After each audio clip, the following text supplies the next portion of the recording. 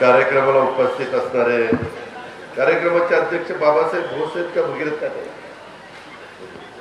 कार्यक्रमाचे अध्यक्ष बाबासाहेब भोस, कार्यक्रमाला आवर्जून उपस्थित असणारे आमच्या रयत शिक्षण संस्थेचे व्हाईस चेअरमन भगीरथ काका शिंदे, विधिमंडळातील माझे सहकारी कोपरगावचे लोकप्रिय आमदार आशुतोष काळे, माजी आमदार राहुल जगताप, जिल्ह्याचे राष्ट्रवादीचे अध्यक्ष राजेंद्र फाळके, अध्यक्ष दादाभाऊ कळमकर, तसंच घनश्याम शेलार, दिलीपराव मोकाशी,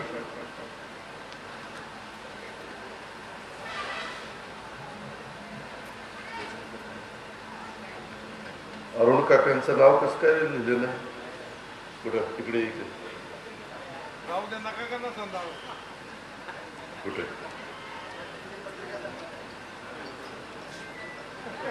मी आधीच सांगितलं. आपल्या सगळ्यांचे सहकारी माजी जिल्हा परिषदेचे अध्यक्ष आणि रयत शिक्षण संस्थेचे देखील उपाध्यक्ष अरुण पाटील कडू, तसंच बाळासाहेब बोठे, गावच्या सरपंच महानंदाताई मांडे, अण्णासाहेब शेलार, बाळासाहेब नाटा, आमचे आपल्या सगळ्यांचे सहकारी राजेंद्र नागवडे, वीर देवल जगदाळे, अशोकराव कडूस, संजय आनंदकर, रयत शिक्षण संस्थेचे सहसचिव राजेंद्र साळुंखे, हरिदास आबा शिर्के, भारत हिंगसे आपले मुख्याध्यापक, शिवाजीराव भोर, प्रमोद शिंदे, नंदिनीताई वाबळे, सगळे गावाचे प्रतिष्ठित उपस्थित असणारे मान्यवर, ज्यांच्या विनंतीला मान देऊन आपण सगळेजण आलात, ते आपले सगळे न्यू इंग्लिश स्कूल मडेवडगावचे, ज्यांनी या उभारणीमध्ये योगदान दिलं ते सगळे मान्यवर, पत्रकार मित्र, विद्यार्थी विद्यार्थिनी, जमलेल्या बंधू भगिनींनो, माझ्या तरुण मित्रांनो, रयत शिक्षण संस्थेचे संस्थापक आणि पद्मभूषण कर्मवीर भाऊराव अण्णा यांच्या, तसंच आमच्या रयत माऊलींच्या स्मृतीला, कार्याला, विचारांना मी सर्वप्रथम वंदन करतो. या ठिकाणी उपस्थित रयत परिवारातील तुमच्या सर्वांच्या उपस्थितीत आणि साक्षीनं आज आपल्या श्रीगोंदा तालुक्यातल्या मडेवडगाव या परिसरामध्ये इथं नव्याने उभारण्यात आलेल्या शाळा इमारतीचं उद्घाटन झालं, लोकार्पण झालं, असं मी सुरुवातीला जाहीर करतो. या निमित्तानं मडेवडगाव आणि पंचक्रोशीतले तमाम विद्यार्थी, पालक, ग्रामस्थ यांचं अभिनंदन करतो, त्यांना मनापासून शुभेच्छा देतो.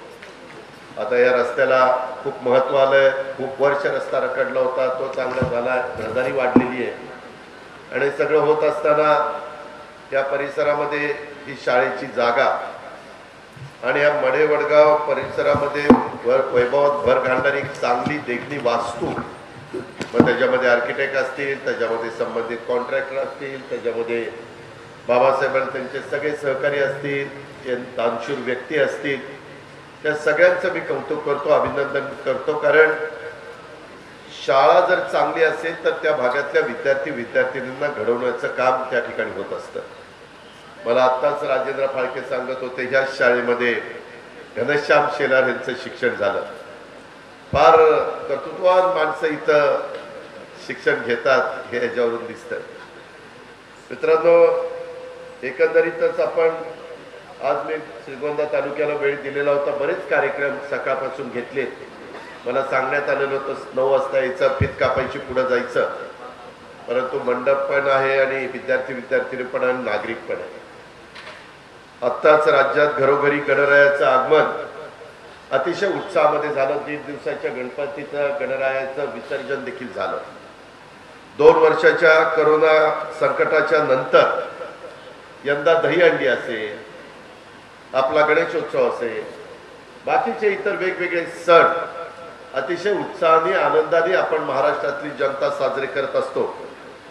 ते आता आपल्याला सगळीकडे गणेशोत्सवाच्या निमित्तानं हा उत्साहाने साजरा होत असलेला सण आपण बघतोय. आता गौरीच्या आगमनाची देखील तयारी वेगवेगळ्या घरांच्या मध्ये पूर्ण झालेली इतक्या आनंदाची उत्साहाच्या भक्तिमय वातावरणामध्ये हा कार्यक्रम साजरा होत असलेल्या गणेशोत्सवाच्या निमित्तानं मी श्री गणरायाला देखील वंदन करतो आणि तुम्हा सगळ्यांना राज्यातल्या तमाम माझ्या गणेश भक्तांना नागरिकांना गणेशोत्सवाच्या पण मनापासून शुभेच्छा देतो। वेगवेगळे कार्यक्रम होत आहेत, अनेक जण अनेक ठिकाणी जाऊन तिथं दर्शन घेत आहेत, आरतीला उपस्थित राहत आहेत। मध्ये करोनाच्या मुळे गेले जसं उत्सव आपल्याला साजरे करता आले नाही तसंच शाळा देखील बंद होत्या। म्हणजे आम्ही सगळेजण सरकारमध्ये उद्धव ठाकरेंच्या नेतृत्वाखाली काम करत असताना काळजीत होतो किंवा जे शाळेचे महत्त्वाचे दिवस आपल्या विद्यार्थ्यांचे आहे ते दीड वर्ष शाळा बंद असताना आपण शिक्षण ऑनलाईन सुरू केलं। ऑनलाईन शिक्षण म्हटलं तर वर्गात बसून प्रत्यक्ष शिक्षकांकडनं शिकणं आणि ऑनलाईन म्हणजे कुठं घरामध्ये बसतायत, कोणी बेडवर बसताय, कोण खुर्चीवर बसताय, तिथं शिकणं याच्यामध्ये निश्चितपणे फरक आहे। आपल्याही घरातले जे विद्यार्थ्यांनी ऑनलाईन शिक्षण घेत होते तेही त्यांचंही आपण सगळेजण पाहत होतो काय परिस्थिती आहे। 2 वर्ष शाळा बंद राहिल्याने त्याचा परिणाम हा निश्चितपणे विद्यार्थ्यांच्यावर, त्यांच्या शिक्षणावर, त्यांच्या शैक्षणिक गुणवत्तेवर निश्चित झालेला आहे आणि करोनाच्या काळात झालेलं शैक्षणिक नुकसान भरून काढण्याचं बळ हे शिक्षकांनी पण कष्ट केले पाहिजे, विद्यार्थ्यांनी पण जास्त वेळ दिला पाहिजे, पालकांनी पण आपल्या मुलांचं झालेलं नुकसान भरून काढण्याच्या करता त्यामध्ये सहकार्य केलं पाहिजे। आणि हे सगळं होत असताना मुख्याध्यापकांना आणि शिक्षक स्टाफला, टीचिंग नॉन टीचिंग दोघांनाही त्याच्यामध्ये खूप मोठा मदत करावी लागणार आहे। आपण म्हणतो की बुद्धीची देवता असलेल्या या गणरायाला मी चरणी प्रार्थना करतो की एकंदरीतच हे सगळे जे मधल्या काळामध्ये शिक्षणाचा थोडंसं अडचण निर्माण झाली ते भरून काढण्याच्या करता त्या सगळ्यांना सद्बुद्धी देव श्री गणपती बाप्पा सुखकर्ता विघ्नहर्ता आहे।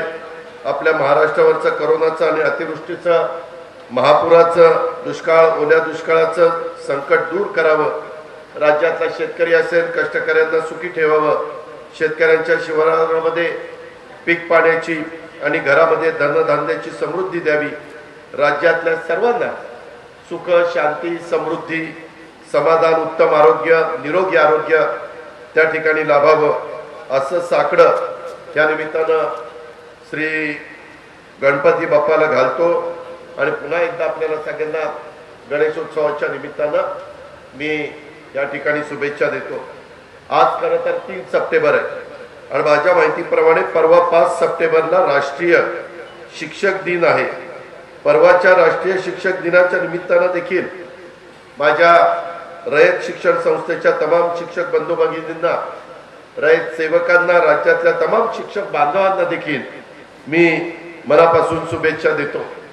कारण शिक्षण म्हटल्यानंतर मी बऱ्याचशा ठिकाणी महाराष्ट्रामध्ये फिरत असताना सांगतो की बाबांनो आता वशिल्याचे दिवस संपलेले।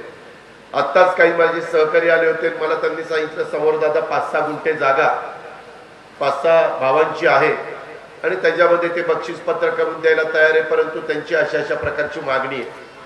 त्या संदर्भामध्ये मी आत्ताच राजेंद्र साळुंखेंशी बोललो आणि वेळ पडली तर अनिल राऊंशी पण बोलली आणि त्याच्यामध्ये काही व्यवहारावी मार्ग काढता येईल तशा प्रकारचा प्रयत्न भगीरथराव आणि आम्ही सगळेजण मिळून त्या ठिकाणी करू अशा मी ग्वाही आपल्याला सगळ्यांना देतो। पण मला सांगण्याचा दृष्टिकोन हा होता की बाबांनो आता वशिल्याचे दिवस संपलेले। पूर्वीचा काळ असा होता की एखादा जिल्हा परिषदेचा सदस्य देखील कुणालाही सहज नोकरी लावू शकायचा, परंतु आता भरती होताना कशा प्रकारे होती आपल्याला माहिती आहे। आता लवकरच वेगवेगळ्या विभागामध्ये भरती होणार आहे। मागे अर्थमंत्री असताना मीच ठरवलेलं होतं की करोनाचा काळ संपल्यानंतर राज्यामध्ये पोलीस भरती म्हणजे दिलीप वळसे पाटलांना माझीच फाईलवर त्यावेळेस सही झालेली होती की भरतीला परवानगी द्यायची आणि शिक्षकांची भरती केलेली होती, पण दुर्दैवाने त्याच्यामध्ये पेपर फुटीचे प्रकार घडले, काही तिथं चुकीच्या गोष्टी घडल्या, काही ठिकाणी हुशार विद्यार्थ्यांच्यावर अन्याय होणाऱ्या गोष्टी घडल्या आणि वशिलेबाजीने काही लोकांना पास करण्यात आलं, नोकरी देण्यात आली आणि ते नंतर सगळं सिद्ध झालं. त्याच्यामध्ये अधिकारी पण होते, त्याच्यामध्ये इतर पण काही लोक सहकारी त्याच्यात इन्व्हॉल्व होते आणि त्याच्याबद्दलची चौकशी चालू आहे. जे दोषी असेल त्यांना शिक्षा झाली पाहिजे. कारण शिक्षणाच्या बाबतीमध्ये नव्हे तर कुठल्याही क्षेत्रामध्ये अशा प्रकारच्या घटना गोष्टी घडता कामा नये, हे आमचं सगळ्यांचं स्पष्ट मत आहे. आणि म्हणून माझं आपल्याला सगळ्यांना सांगणं आहे की आता जे गरजेपुरती भरती ही वेगवेगळ्या विभागाची होणार आहे आणि विद्यार्थ्यांना आता ज्ञानाचे दिवस आहे, गुणवत्तेचे दिवस आहे. वशिल्याचे दिवस नसल्यामुळे एखाद्या गरीबाच्या पोटी जन्माला आलेल्याला देखील बुद्धिमत्ता असते आणि मोठ्या प्रमाणात त्याने चांगलं शिक्षण घेतलेलं असेल तर तो मेरिटमध्ये पुढे जाऊ शकतो. बिल गेट्सचं उदाहरण आपण संपूर्ण जगामध्ये देतो. त्याचे आई वडील काही श्रीमंत नव्हते, परंतु बुद्धिमत्तेच्या जोरावर कॉम्प्युटरवर तो आज जगातला सगळ्यात श्रीमंत व्यक्ती झालेला उभं जग त्या ठिकाणी बघतोय. आणि म्हणून समोर बसणाऱ्या माझ्या विद्यार्थ्यांना सांगायचं आहे की बाबांनो, नियमित व्यायाम करा, भरपूर खेळा, आवडणारे जे छंद, चांगले छंद आहेत ते जोपासा. मन आणि शरीर सुदृढ निरोगी करण्याच्या करता तुम्ही अवश्य मेहनत करा. या वयात कमवलेलं शरीर तुमचं व्यक्तिमत्व आकर्षक तर करेलच करेल, परंतु अनेक रोगांच्या पासून देखील तुम्हाला दूर ठेवेल. तेव्हा नीट राहा, फिट राहा. कारण करोना गेला, स्वाईन फ्लू आला, डेंगी सारखा आजार आला, वेगवेगळ्या प्रकारचे आजार येतात. शेवटी प्रत्येकाने आपापली काळजी घेणं हे प्रत्येकाचं कर्तव्य आहे. विद्यार्थ्यांनो, आपल्याला मिळालेलं जीवन हे देवानी आई वडिलांनी दिलेली एक फार मोठी देणगी आहे. ही संधी आयुष्यामध्ये एकदाच मिळत असते. पुनर्जन्म असतो की नाही हे कुणालाही माहित नाही आणि त्यामुळं आपल्याला मिळालेले हे जीवन तुम्ही सगळ्या विद्यार्थ्यांनी अतिशय चांगल्या पद्धतीने जगण्याचा आणि जीवनामध्ये आनंदी राहण्याचा प्रयत्न देखील करा. तुम्ही जगत असलेल्या शाळेतला आणि नंतरच्या तरुणपणाचा काळ हा तुमचा सगळ्यांचा उमेदीचा काळ असतो. हीच महत्वाची वेळ आहे आणि स्वतःसाठी, कुटुंबासाठी, आपल्या आई वडिलांच्यासाठी, देशासाठी खूप काही करण्याची तुम्ही सगळेजण निश्चित ते करून दाखवाल अशाही प्रकारचा विश्वास मी या निमित्तानं व्यक्त करतो. बाबासाहेब, अजून एक आपल्याला खरं तर कार्यक्रम बरेच वर्ष राहिलं, तो दुसरं कुठं होती शाळा, इमारत गोगरगाव, तोही कार्यक्रम राहिला. वेगवेगळी लोक पुढे येतात. सगळ्याच गोष्टी संस्थेला जमतात असं नाही, कारण आता कन्स्ट्रक्शन कॉस्ट पण वाढलेली आहे, परंतु दानशूर व्यक्तींची संख्याही वाढलेली आहे. काही जण आपल्या भागातली शाळा चांगली व्हावी, तिथं चांगल्या प्रकारची झाडं असावी, ग्राउंड असावं, सगळ्या प्रकारच्या सुविधा आपल्या मुला मुलींना त्या ठिकाणी मिळाव्या आणि त्याच्यातनं दर्जेदार अशा प्रकारची पिढी निर्माण व्हावी. खेळाच्या बाबतीमध्ये देखील अतिशय उत्तम पद्धतीनं कालच्या झालेल्या स्पर्धेमध्ये, राष्ट्रकुल स्पर्धेत भारताने पारितोषिकं मिळवलेली आपण सगळ्यांनी पाहिलेली आहेत. मला एवढंच सांगायचंय की आपल्या मुलांच्या मध्ये, मुलींच्या मध्ये गुण आहे, त्यांच्यामध्ये फक्त त्यांच्या कलागुणांना वाव देण्याची गरज आहे.